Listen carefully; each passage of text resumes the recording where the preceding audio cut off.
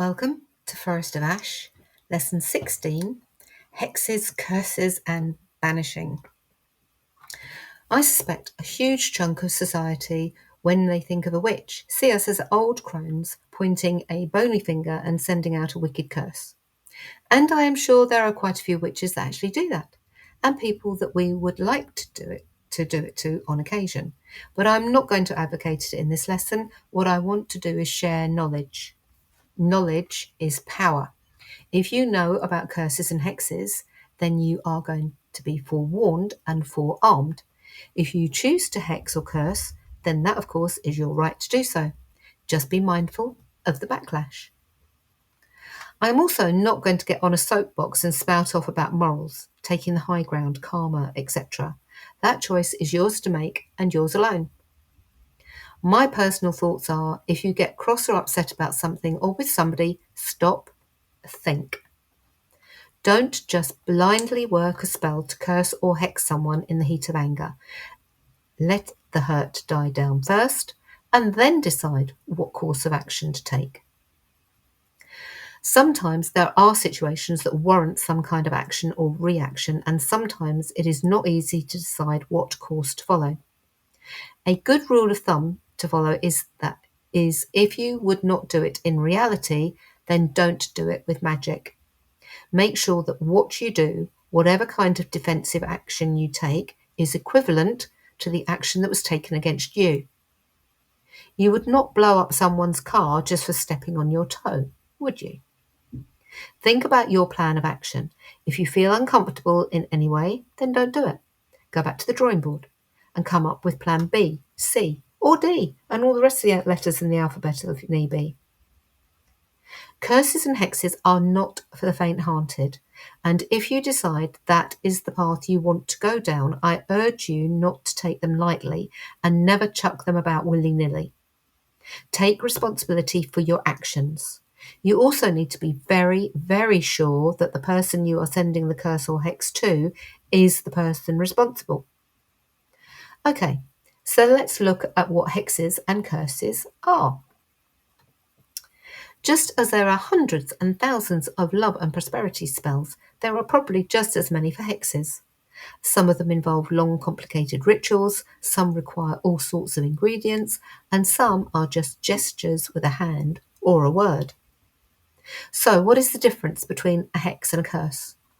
Well, I'm not sure there is much of a difference, to be honest. Just different names for different cultures. However, the general consensus seems to be that a hex is a spell or bewitchment and comes from Pennsylvania Dutch folklore. Traditionally, they could be good or bad, and a witch could be paid to provide one. A curse is a malevolent spell that is cast with the purpose of inflicting harm upon another. Curses can be spoken or written. Objects can also be cursed with bad luck, misfortune, ill health, and even death. Essentially, it is the willful direction of negative energy towards someone with the intent to harm. Usually, hexes and curses take some time to develop, building up slowly. However, if you are well shielded and protected, you are very unlikely to become the victim of a hex yourself, and I think it happens a lot less frequently than people believe. This lesson will include some curses and hexes. Again, I advise you to think carefully before using them. They are here so that you have knowledge of what they are and how they are created. Cursing stones. Charging a stone with malevolence is an ancient Celtic method of delivering a curse. This is done when you are feeling full of negative emotions such as rage, anger, and hatred. You direct all those emotions into the stone. It can then be stored and used later by taking up the stone in your hands, turning it widdershins, anti-clockwise, and directing those emotions to where you want them to go. Also, a useful way of venting all that anger and frustration by sending it into the stone, you could then drop it into the sea or a river so that those negative energies wash away. A misfortune hex. Write the name of your enemy on a piece of paper in black ink and write the name 9 times. Light a black candle and say out loud, I curse and hex thee, name of the enemy, let it be done. Then light the piece of paper in the candle flame, drop it into a fireproofed container to burn out. To break a hex, if you feel that you have been hexed, this should break the link and return it to them. You will need a sprig of rosemary, a piece of paper, a red pen, scissors, piece of red cord, paprika or chili pepper, red cotton. Keep the rosemary on your person whilst you work this hex. Write the name of the person who has hexed you on a piece of paper. If you don't know who did it, just write enemy mine. With the red pen, draw a doll shape around the name and cut it out. Lay the paper doll face down on the red cloth and sprinkle it with paprika. Tie the cotton around the middle of the doll, then wrap it in the red cloth. Hold it in your hands and say, "Enemy mine, your power is gone. The hex is broken. The spell undone. Enemy mine, go away. So shall it be from this day. The spell will last until your apology sets you free by me. This is my will, so mote it be." Perform this chant for 7 nights in a row, then unwrap the doll, tear it into 9 pieces and burn it. Scatter the ashes somewhere away from your home and dispose of the red cloth. Binding. I would like to also look at binding. This is a form of spell that binds a person or situation so that it can no longer harm you. I have found this form of working particularly successful as long as you are pure in your intent. It doesn't actually harm the person or cause them any discomfort. It just stops them from hurting or harassing you. But bear in mind that this spell does take away the free will of the person you are binding, so use with caution. A binding spell can be very simple. You use an object that represents the person causing you harm. It can be a poppet, it could be a photograph, or it could just be a lump of clay that you have identified as the person. It can then be bound with string, ribbon, or even sticky tape. If you bind the object, as you bind the object, visualize binding the harmful energies of that person and speak your wishes that the person can no longer harm you or harass you. Bury the spell. A cord binding spell. Cast a circle using cord or string. Think of what you want to bind. Say in a strong voice, "The first knot binds my intentions, second knot binds ill wishing, the third knot binds it all. These knots shall hold the spell until these knots are all undone." As you speak a line, tie 1 knot. The first knot should be at one end, while the second in the middle. Final knot should be placed at the end. As you tie the knots, visualize what you are binding being stopped from doing harm. Once the knots are tied, see the spell being continued until the knots are untied. To unbind a binding spell. Some binding spells can cause physical effects. You might feel that you have invisible strands of hair or thin strings wrapped around you. You won't be able to see them, but you will feel them, and nothing you do can make that sensation stop. Here is a way to dispel a binding.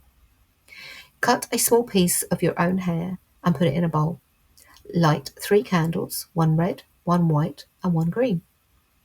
In a fire-safe bowl or cauldron, light a piece of charcoal and add some myrrh, patchouli, and sandalwood incense. Take a sterile needle or pin and prick your right index finger. Squeeze 3 drops of blood into the incense. As you drop the hair onto the incense, repeat these words. With blood, candle, and scent 3 times 3, no longer shall this binding be. Free to live and free to soar, let me leave the house once more. As I burn this hair, a part of me, let my heart and soul be free. As is my will, so mote it be. Let the incense burn out and scatter the ashes outside. Banishing. And now on to banishing. I have had quite a lot of experience with this, and not all of it has been good. I thought it sounded like a lovely idea to banish negative energy from my life. What I didn't expect was the huge circle that this banishing covers. It does not just get rid of bad luck, it covers all sorts of things, including people. To banish all negative energy from your life is not always a good thing. We all need a balance in life. For instance, think about batteries. They need positive and negative to work. And if you took away the negative, they would have no power. Much better to ask that any negative energy that serves me no good be released. It's safer, believe me. Note I also use the word release rather than banish. I have found that it is safer, but please be prepared for unexpected results. A very simple banishing spell to use is some slips of paper and a cauldron. Write what you want to banish on the slips of paper, light the corner of each slip on a candle, and drop it into the cauldron, visualizing the feeling, emotional, bad habit, whatever, disappearing. Send the ashes out into the wind or into running water or even down the toilet. Another simple idea is to write what you want to be rid of on a slip of paper and drop it into running water or again, even to flush it down the toilet. Please remember that whatever you banish leaves a hole, and that hole must be purposely filled with light and love, otherwise, it will just be replaced with that which is similar to what you wanted to get rid of in the first place. I find it wise to add into the end of a banishing something like, and fill the void with love, light, and blessings. And remember that banishings sometimes take some time to work too. Exorcism.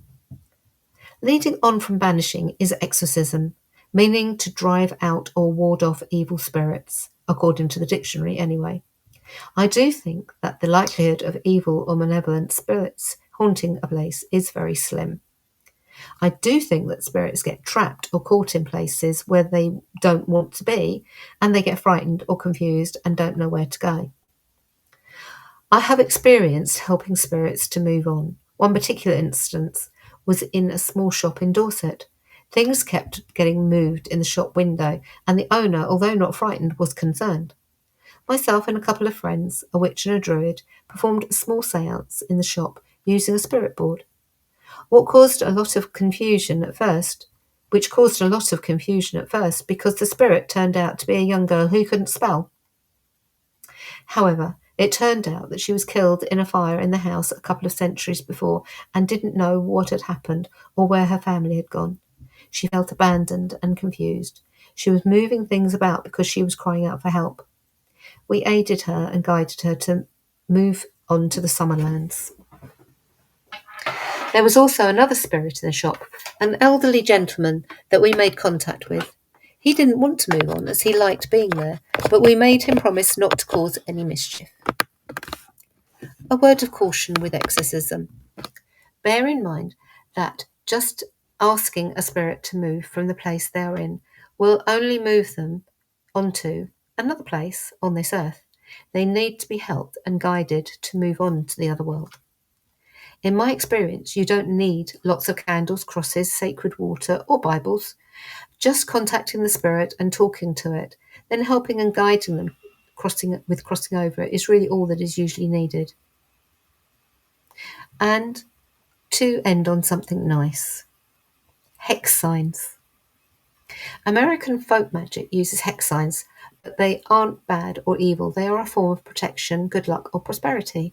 They're usually geometric in shape and usually very pretty. A lot of them bear a resemblance to mandalas.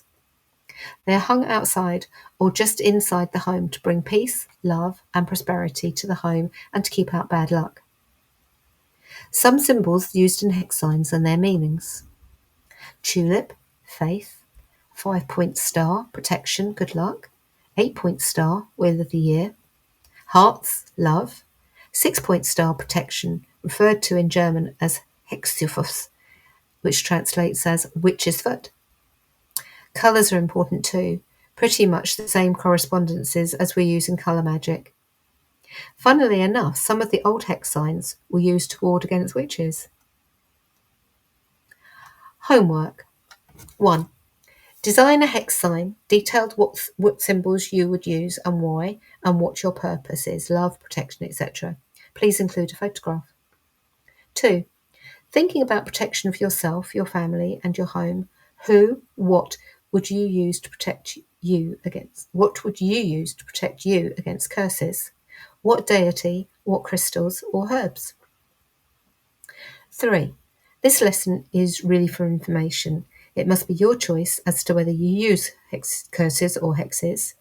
If you are happy to share your thoughts on whether you would curse or not, we would be interested to hear them. Homework for each lesson should be emailed to your mentor, Ness or Heather, at the usual address. There is a links for further study below.